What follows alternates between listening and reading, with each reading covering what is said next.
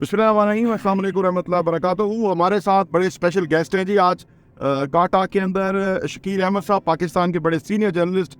Economy के हवाले से बहुत गहरी नज़र है इनकी और आपने इनको टेलीविज़न पे मुख्तलिफ प्रोग्राम्स में भी देखा होगा और मैं इनको इस हवाले से भी बड़ा अप्रिशिएट करता हूँ। हमने जो लोगों से कहा था कि हमारी मदद करें, सलाम में उन्होंने अनाउंसमेंट करी थी, वो कहाँ तक मामला पहुँचा?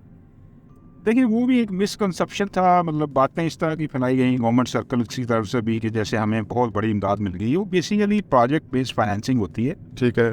और वो कमिटमेंट्स होती हैं। मतलब डोनर्स कॉन्फ्रेंस हुई पेरिस में, लोगों ने कमिट किया, इंटरनेशनल इदारों ने, ममालिक ने दिया, हम पाकिस्तान को इतना पैसा देंगे। ठीक है। $16 बिलियन से ज़्यादा हमें चाहिए, हाँ जी। और उसमें से आधे हम अपने वसाइल से खर्च करेंगे, यानी $8 बिलियन या उससे ज़्यादा, और बाकी हमें इंटरनेशनल इदारों से या ममालिक से मिलेंगे पैसे। ठीक है। ठीक है, वो कमिटमेंट्स हो गई, ठीक है। लेकिन वो बहुत स्लो प्रोसेस है। उसकी जो रिलीज होती है, जो फंडिंग होती है, वो प्रोजेक्ट बेस होती है। आपको पहले प्रोजेक्ट तैयार करना पड़ता है, बिल्कुल। विजिबिलिटी तैयार करनी पड़ती है। ये हाउसिंग का प्रोजेक्ट है, हाँ ये इंफ्रास्ट्रक्चर का है, या ये मुतासरा इलाकों में बिल्कुल। लोगों को छोटे छोटे घर तामीर करके देने हैं। तो ये मॉडल है जिसके लिए आप हमें फंड दें। ठीक है। फिर वो अप्रूवल होती है, वो फिर ट्रांच आती है, पैसे थोड़े आते हैं, फिर अगले क्वार्टर में कुछ और आ जाएंगे।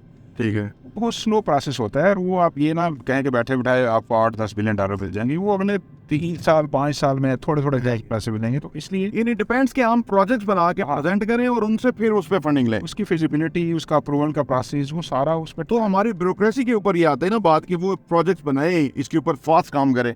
इसके लिए हमारी बात हुई थी प्लानिंग कमीशन में। प्लानिंग जो है जफर अली शाह आज कर, उन्होंने एक ब्रीफिंग हमें दी थी। उन्होंने कहा थी कि हमने काफ़ी सारे प्रोजेक्ट्स हैं, उनको फाइनल कर लिए। ठीक है। अराउंड 10-15 प्रोजेक्ट्स हैं जिनके लिए उनका ये ख्याल था कि $2 से $3 बिलियन इस साल जून तक हमें ब्रांच में मिल जाएगा उन प्रोजेक्ट में। उसमें सबसे बड़ा प्रोजेक्ट जो है वो सिंध के अंदर है, जहाँ पे सबसे ज़्यादा नुकसान हुए थे, लोगों के घर तबाह हुए थे, तो लोग घर तमीर करके देने हैं उन्होंने। ठीक है। तो उसके लिए वो पैसे इनको मिलेंगे। ADB है, वर्ल्ड बैंक है, बाकी आर्मी इदारे जो हैं उनकी तरफ से ये फंडिंग मिलेगी। ठीक है। कुछ मिल चुकी है, कुछ पाइपलाइन में है। तो वो gradually slow and study process होता है बेसिकली। ठीक है। नाज़रीन, आप हमारी डिस्कशन सुन रहे हैं। अब हम प्रोग्राम के आखिरी हिस्से में हम बात करेंगे कि हम इस क्राइसिस का शिकार कैसे हुए 75 सालों में। हमने कौन कौन सी ऐसी पॉलिसीज थी या कौन कौन से ऐसे अमल थे जिसकी वजह से हम इस क्राइसिस का शिकार है कि आज हमारी एक्सपोर्ट्स जो है ना वो स्टैग्नेट हो चुकी हुई हैं, एक्सपोर्ट्स में इजाफा ही नहीं होता। हालांकि हम टैलेंटेड कौम है और हर हुकूमत जो है वो बड़े बड़े दावे करती है, लेकिन वो ऑन ग्राउंड ये कर क्यों नहीं पाती।